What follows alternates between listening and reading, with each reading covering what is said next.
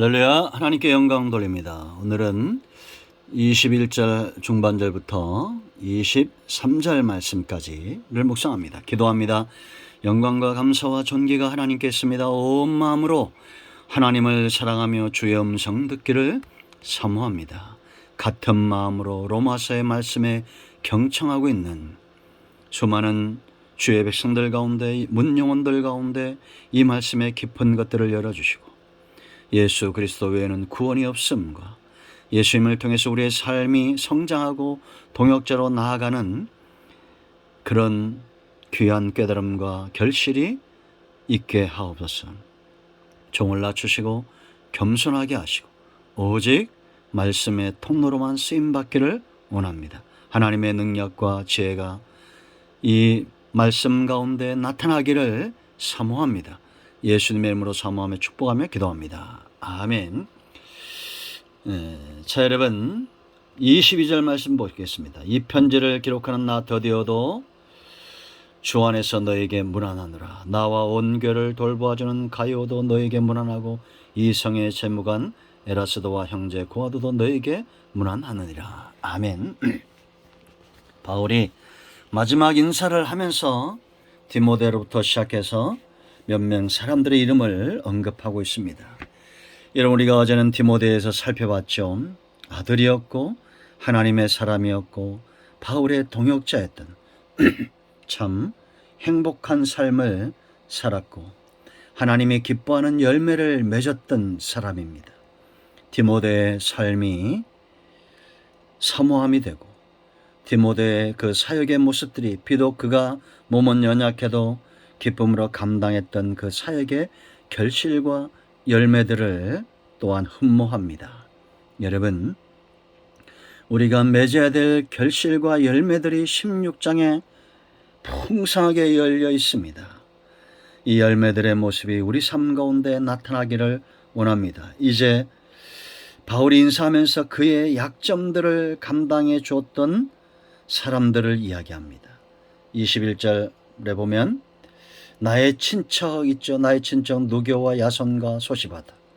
그리고 22절에 이 편지를 기록하는 나 더디오, 이런 사람들이 있습니다. 여러분, 우리가 동역한다. 누가 잘하겠습니까? 약점을 잘하는 자입니다.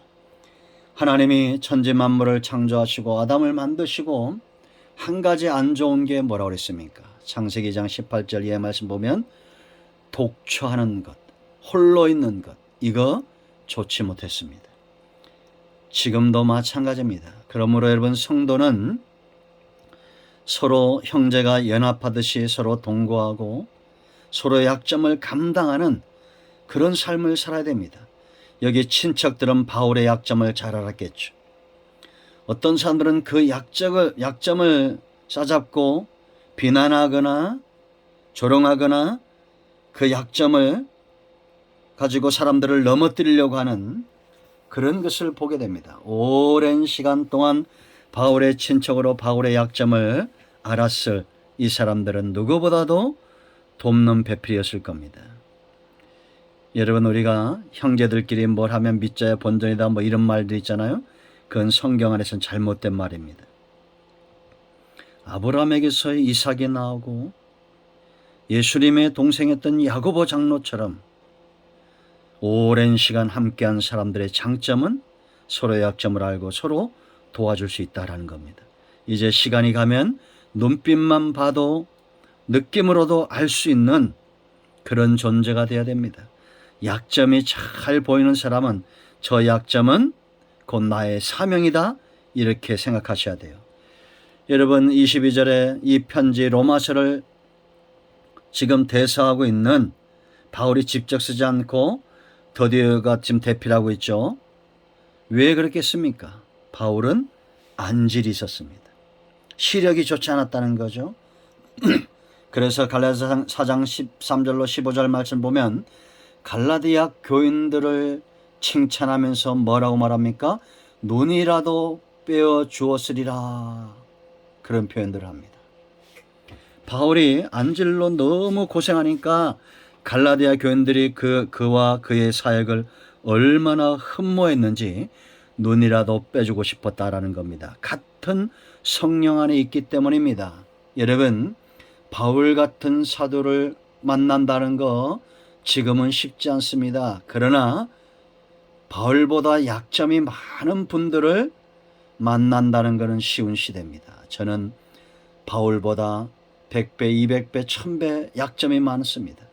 그러므로 이 영상을 접하는 분들은 해야 될 일이 많다는 것을 기억하시고 감사합니다.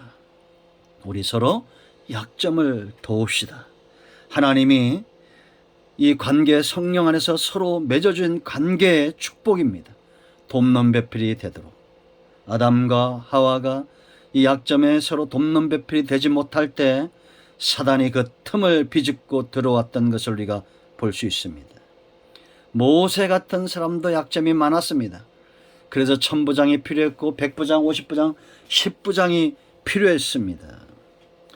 그런데 고라와 나단과 아비람과 250명의 족장들은 모세의 연약함을 보고 데모하죠. 다툼이 일어납니다. 누가 좋아하겠습니까? 사단이 좋아할 뿐입니다.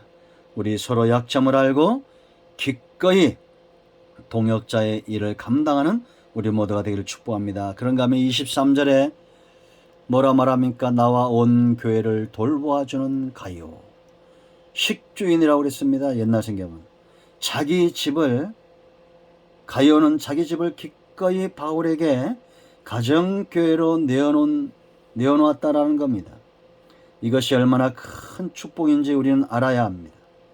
법궤가 머물렀던 오베데돔의 집은 복을 받았습니다. 사무엘하 6장 10절로 11절. 오베데돔은 가드 사람 이방인이었습니다. 그런데도 법궤를 자신의 집에 머물게 함으로 그와 온 집이 복을 받았다라고 기록합니다. 가이오가 바로 그런 사람입니다.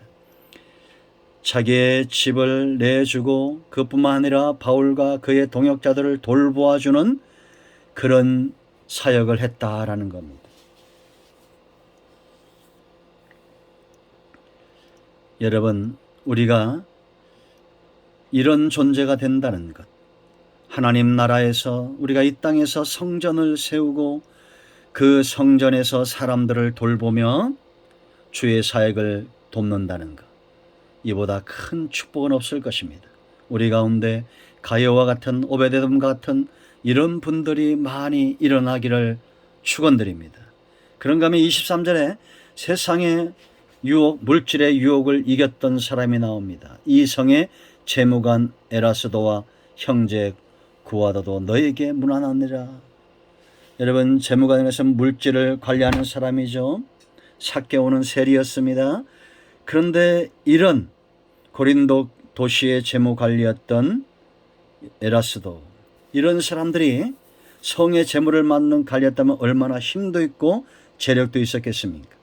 그런데 그 모든 것들보다도 바울과 함께 그 복음의 능력을 위해서 삭개오처럼 돕는 자가 되었다라는 것입니다. 누가 이런 유혹을 이겨내겠습니까? 주님과의 깊은 사랑, 변치 않는 사랑에 빠진 자는 눈이 돌아가지 않습니다. 사랑하면 그 대상이 가장 소중하고 사랑하면 그를 위해서 무엇이든지 할 수 있는 것과 같습니다. 여러분, 여기 지금 이제 로마서 16장에 나와 있는 이 30명 넘는 사람들, 이분들이 바울을 사랑해서 이렇게 했을까요?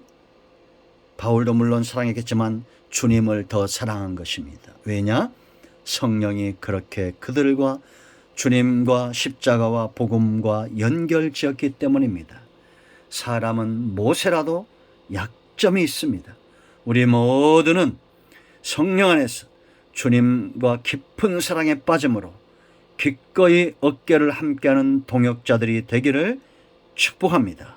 이제 내일부터 25절로 27절까지 로마서 16장 마지막 부분을 살펴보겠습니다. 오늘은 여기까지 합니다. 이 말씀대로 되기를 원합니다.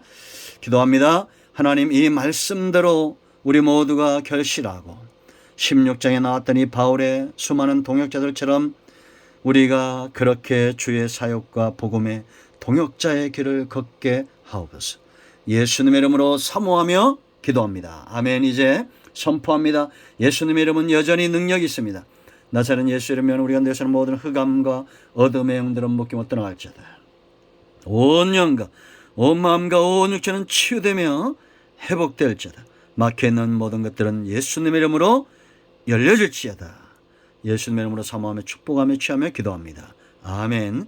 신실함과 하나의 마음으로 이 말씀을 사모하는 여러분 모두를 축복하며 반드시 하나님의 응답이 임하게 될 것입니다. 아멘. 할렐루야.